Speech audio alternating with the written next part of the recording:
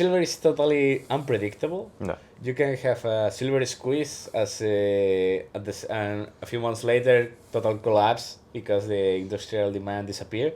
Yeah. So it's very complicated.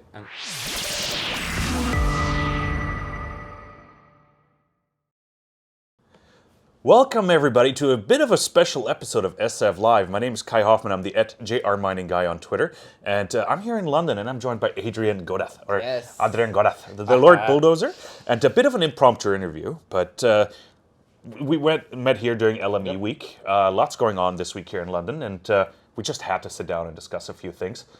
And we just had breakfast together. We came up with a whole list, so lots to talk about. But let's start with LME week. A lot of people in town. Tell us a bit about it. What is LME week, and what are you getting out of it?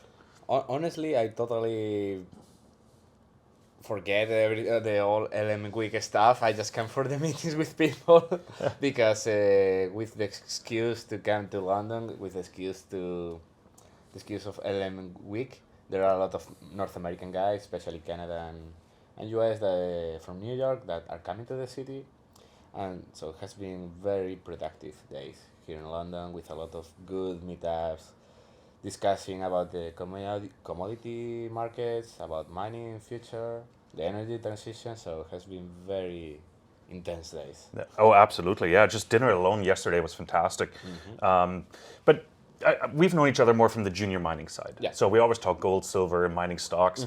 But let's start with a bit more macro. Let's talk commodities, because you also look at other sectors as well, not just gold and silver. What are some of the other commodities you look at that you're focusing on these days and track closely? Well, these days I'm especially focused on energy, like oil and gas, natural gas. The natural gas situation in Europe has been very problematic this year.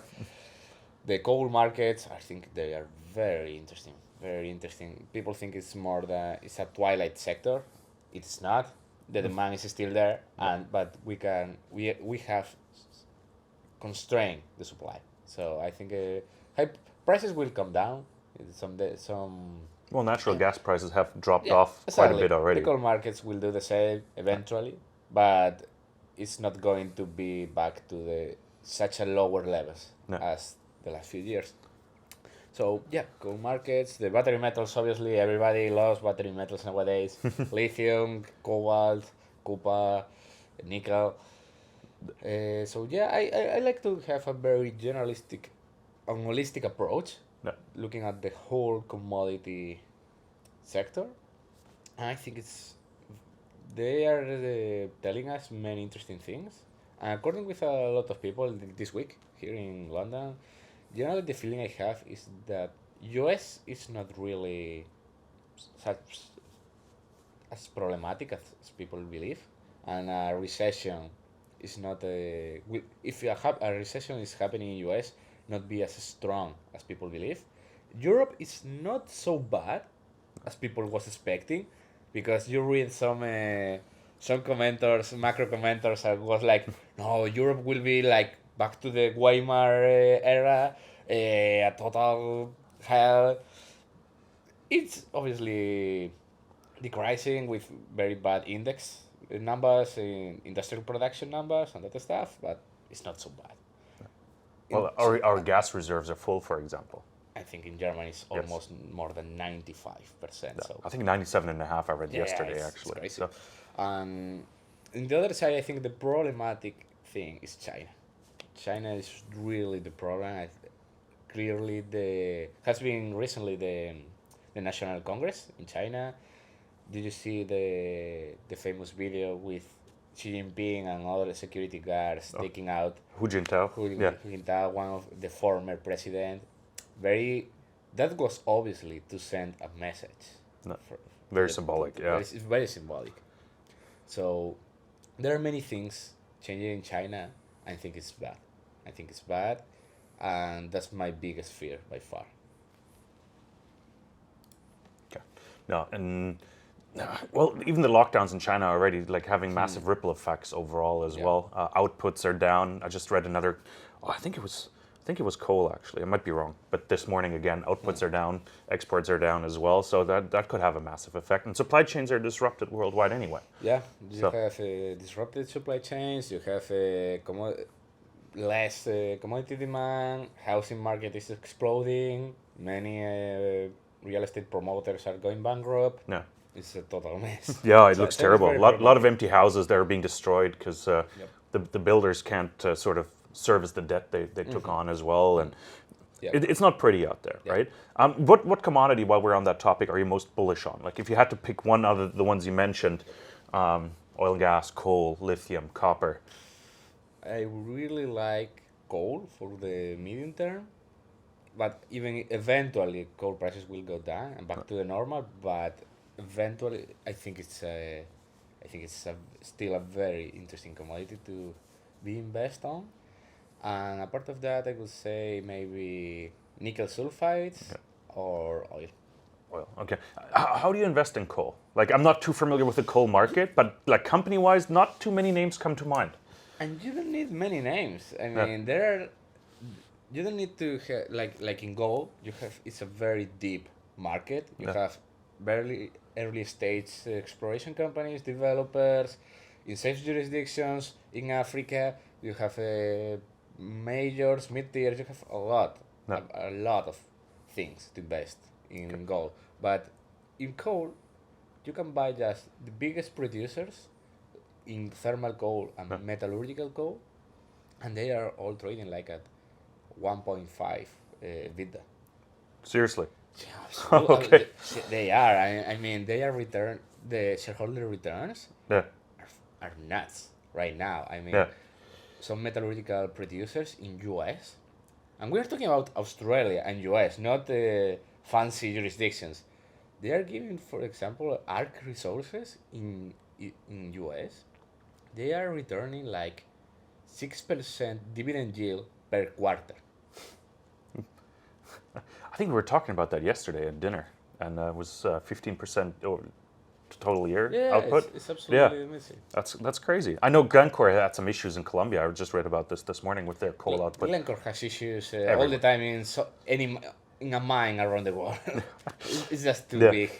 There's too many projects. I think it was their coal mine actually in Colombia that they had some output issues. Yeah, so really interesting. Let's talk gold and silver as well. Like you mentioned, it will be affected, and we had the conversation yesterday that everything sort of will ripple down to gold and silver at some point, the precious metals. What's your opinion on gold and silver? I spoke with Trevor in a Twitter space that gold is basically real yields. It's just that, real yields. Yeah. And I think that the tipping point will be just when the famous pivot.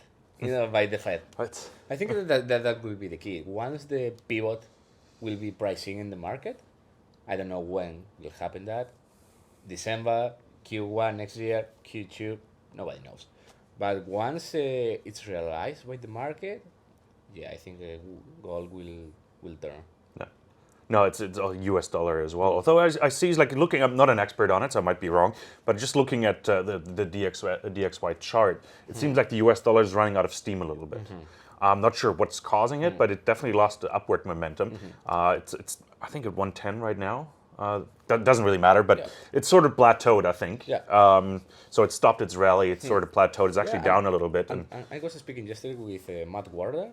If you don't follow him, you should, because he's the king of coal on Twitter. Very, very smart man. He was the one we had dinner with yesterday as well. So. And we were talking about how probably the inflation is probably have peaked already, and will almost for sure will come down for next year, and that will be a good tipping point for the Fed to pivot. Interesting. Okay. I'm trying to think, like, I always, like, in conversation, I try to figure out, like, if we repatriate a lot of production, for example, back to the US, how does that not affect inflation and cost pressures? Because salaries are higher in the US than they were, let's say, in China, for example, or in India. And if we bring all that production back home, cost of goods have to go up. Exactly. Yeah, I agree. The wages are going up. $15 an hour, I think, is pretty much the standard everywhere now, if you go look around. So how can that's why my counter argument, and then I look at it from a very pragmatic angle. How can inflation go down if I see costs getting, I wouldn't say out of control, but I see them staying higher and going higher for a while? Because I think reshoring production from Asia is gonna be a 1 year thing. It's gonna be a medium term and longer term. And in Europe, the plans are not.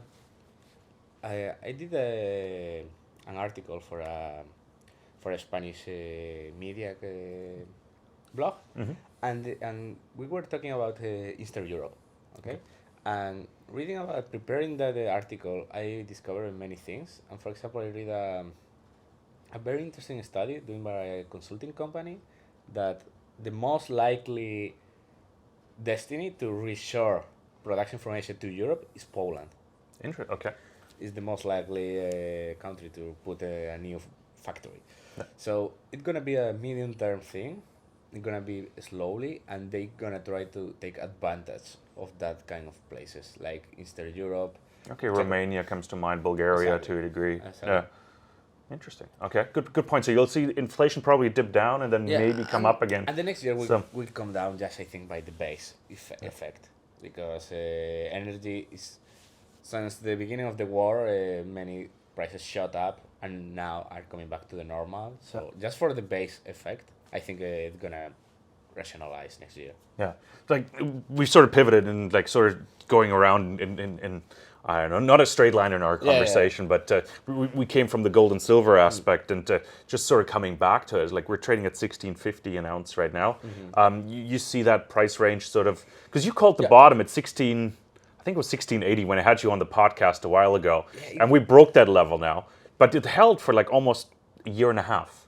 That moment was hilarious. I mean, I went to the podcast and said, this is the bottom. And it was literally that day was the bottom. It was for a year and a half, and then we broke down to 16.15 or so. Yeah, but I don't think it's gonna be lower. I think it's gonna be for the next year in a normal level around around that range we're in right now. 1700. Yeah.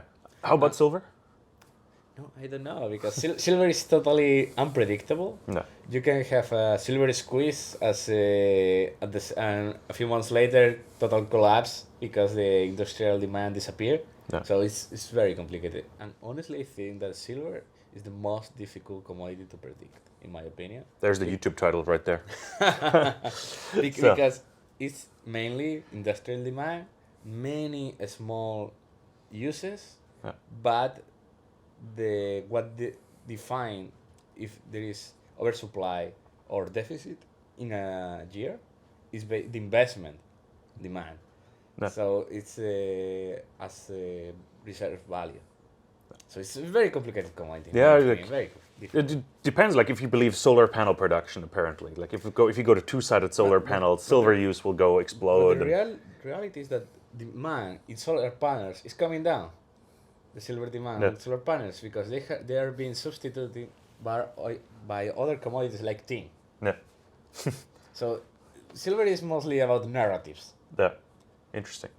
Yeah, and it's not really a monetary metal, because if you try to use it again, there's not enough, even if you were to use it as coins or even as a backing for a currency. It's very different. Yeah. It's very different. I mean, the main use for many years was the photography. Yeah. Kodak was the biggest silver consumer in the world, but everything completely disappeared. Yeah, interesting. Yeah, innovation just got rid of that. But so, and let's be honest, it's almost impossible to find a profitable silver mine. It's very difficult. There are many polymetallic deposits, like with zinc, lead, gold, like Adriatic metals that have a very strong project. But it's you can call it a silver project, but it's polymetallic. It's polymetallic. But a pure silver mine, it's very difficult to find a profitable one under $20 per ounce. Yeah, no, very difficult. True. There's not very many, especially pure play silver companies. They rarely exist because silver doesn't come as a pure metal usually either. So the silver mining sector is fucked up. The gold mining, I was doing a big review in gold mining sector the last couple of weeks because I was looking for short ideas. No. I mean, inflation is rising operation costs. There are a lot of capex. Some companies have debt burdens. So I was looking for these ideas, and it actually changed my mind because the sector is not as bad as I expected. Because this is not 2013, where the industry basically was over leveraged, building massive projects, massive capex, and almost the whole industry was bankrupt after that. This is not the same. It's not the same. There are clean balance sheets, rising operating costs, but it's not as bad as I expected. There are a couple of very problematic producers with a high all-in sustainable cost, like for example New Gold. They are losing money. The all-in sustainable cost is 1,800. Oh, that's okay. You're losing $150 an ounce you produce. That's not ideal. And with capex, basically they are surviving selling assets. But it's only a couple of problematic or IAM Gold that they needed to sell a mine. But it's just a couple. In general, the situation is not as bad as I expected. Yeah, the Q3 numbers for the big producers just came out this week as well. I haven't had a chance to review them yet, so I'm really curious to see what their guidance is as well. I listened to a podcast with Trevor, actually. I think he did the morning briefing yesterday, talking about how some of the costs actually came down and the inflationary pressures are sort of coming down as well. So I'm curious to dig a little deeper. You brought up the mining stocks. That brought me to the idea to talk about like sort of the next 2 months as well. We're at the end of October, more or less. Do you expect tax loss selling to have an impact on the sector? Honestly, I don't know. Usually it's very strong and it really affects the mining sector. But this year, everybody's losing money. So you don't need to sell because you don't need tax assets this year. Yeah. I was joking earlier or yesterday in our conversation. I'll just wait till January 2nd to sell my tax losses, right? Like, no, good point, because this year we don't have any competition from crypto, cannabis, weed, and all that, the poop coins, you know. So, no, good point. Even real estate is down to a degree. So now a lot of people are sitting on big gains. So yeah, okay. So more of a subdued tax loss effect. Yeah, but I have to say something, and I'm very serious with this. This is the moment that I have been more bullish on commodities since I started to invest. I think maybe next year will be tough still, but after that, I'm more bullish than ever on commodities because we have supply issues to resolve. We need capex, we need high prices, and everybody is just thinking, no, this has been temporary, high prices. And this recession just stopped the cycle. Just stop it. No. All the stock prices are down, and exploration companies are down. Companies are having big issues to raise cash. Majors are facing rising operating costs, and commodity prices are down because of recession. So after this temporary problem, I'm extremely bullish on commodities. Well, copper at 350. You know, or 355 or so it is trading right now. We need much higher prices. $4 per pound is my base case. No. The base case for copper. At least you need $4. If otherwise you have producers with big problems like Atalaya mining, like Copper Mountain, even Capstone mining. So you need over $4. Okay. So there's like, you mentioned something to me at breakfast, which I want to bring back up, is that you're extremely, like you just mentioned, you're bullish on commodities, and you mentioned that you're looking at private placements right now, trying to get the cheapies. That's more of a term that we use, getting those cheapie shares. Like, what are you looking for there in particular? Are you completely agnostic? You don't really care about the companies, like, because I've seen a lot of like 5-year warrants come out, like full 5-year warrants, but the companies you'd have to hold your nose before you invest in them. Yeah, absolutely. That's the first thing. I mean, I think we were talking about this. The next 12 months can be amazing deals because sadly the placements are usually a sum zero deal because the best deals mean that the stock has been smoking. So it's a zero game. It's sadly, but it's the truth.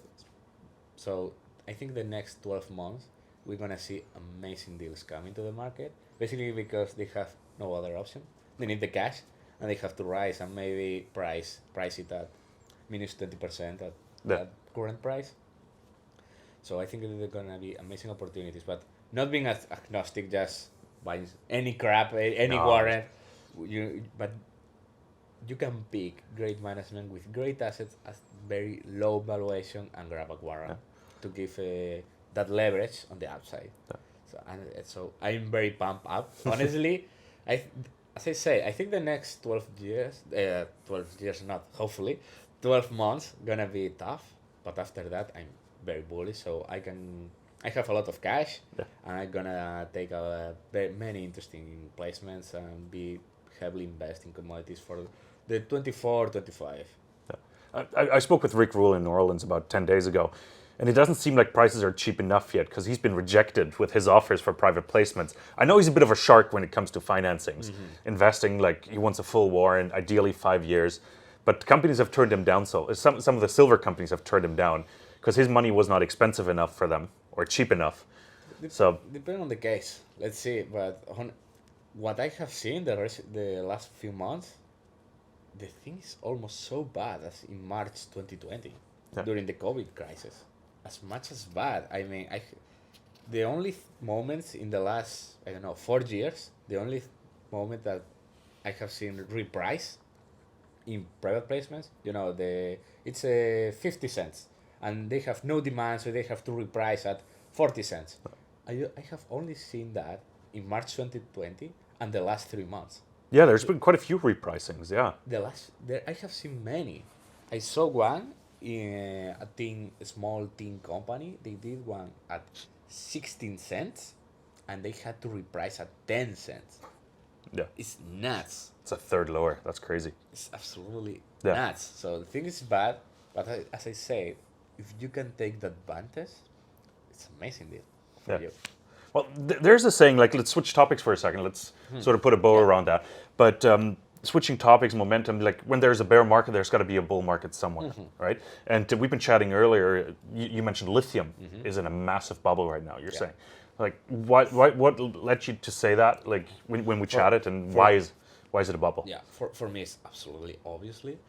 If you read the Capital Returns, amazing book, I don't stop to recommend that book to people that invest in cyclicals. It's one of the best books to invest in that kind of sector. Not just commodities, but in real estate, banking, all very cyclical sectors. But lithium has all the big cycle signals. It can take time to realize, and maybe things can still going up for a year, okay? But it's a massive bubble. I mean, prices don't stop to rise. Overhyped people, many retail coming to the market. You checking Hot Cooper, the Australian forum, from the 10 most commented companies in whole Australia, 5 are lithium companies. Yeah. Massive capex, massive expectations on lithium prices and lithium demand growth. A lot of M&A in cash. Companies that basically are failed exploration companies that they just grab some land in the middle of Australia and Canada with, but we have some pegmatites explore lithium, and the stock double in one night. It's amazing. And it's massive hype there, yeah. If you say you have a lithium property and you're gonna be listed in ASX in Australia, automatically will re-rate. It's amazing. I mean, all the money is flowing there. The expectations are higher. M&A, for me, it's just extremely clear. So are you selling lithium stocks and your lithium positions, or no. It's not holding on just for a little longer? It's not worth to short these kind of things. I don't do that. I mean, lithium is real because we have to understand that bubbles, in fact, usually have some facts real and some truth behind. And lithium demand will grow for sure, a very high growth rate. But it's like, this is reality and this is the expectation. So one day the reality will still climb higher, but expectations will need to converge back to the mean. So yeah, I think eventually many will gonna collapse, and the lithium price has been nuts. What was it, $70,000 a ton? I think. I mean, for lithium hydroxide. Yeah. Lithium price has been like escalated like 5 times in a little more than a year. So it's nuts. Crazy, fantastic, Adrian. What a fantastic conversation. Lots of topics covered. Thanks so much for coming on, and I can't wait to see you in Frankfurt in like 3 weeks, 4 weeks. I will be there for sure. Oh man, It's a very, very good time. I always spend there. Very Fantastic. happy. Yeah, so we're talking obviously about the DEUTSCHE GOLDMESSE. So sign up for it. The information is down below. But Adrian will be joining us. Lots of fantastic keynotes. 35 companies across the range. We got copper producers, gold explorers, silver explorers, all of it. So make sure to join us. And Adrian, thank you so much. Where can we find more of you? Thanks for the invitation, man. Yeah, like where do we follow you? On Twitter? Oh, yeah, you can follow me on Twitter or send me an email. So I'm very active on social media. So Yeah, what's your Twitter handle? the Godas. The Godas. Okay, no, perfect. We'll include that in the YouTube description as well. So, Adrian, thanks so much for joining us. Everybody else, thanks so much for tuning in. This was a bit of a special impromptu conversation here with Adrian Godás. Gotta pronounce it correctly, right? And he's Godas Research, somebody I really look up to. He's only 24 years old. 24? 24. 24 since 2 weeks ago. Oh my goodness, that's ridiculous. Definitely one of the up-and-coming smart and bright minds here in the industry. You can obviously tell by what he's been saying. Thanks, bro. Oh, it's just like a little bro love here. But no, great guy. Follow him. Follow him on Twitter. He's got a great finance podcast in Spain or Spanish language as well. So thanks so much for tuning in. Hit the YouTube like and subscribe button and leave a comment. What do you think is going to happen? Is lithium in a massive bubble? Can you predict the silver price? Let us know. And we'll be back with lots and lots more. Thank you so much.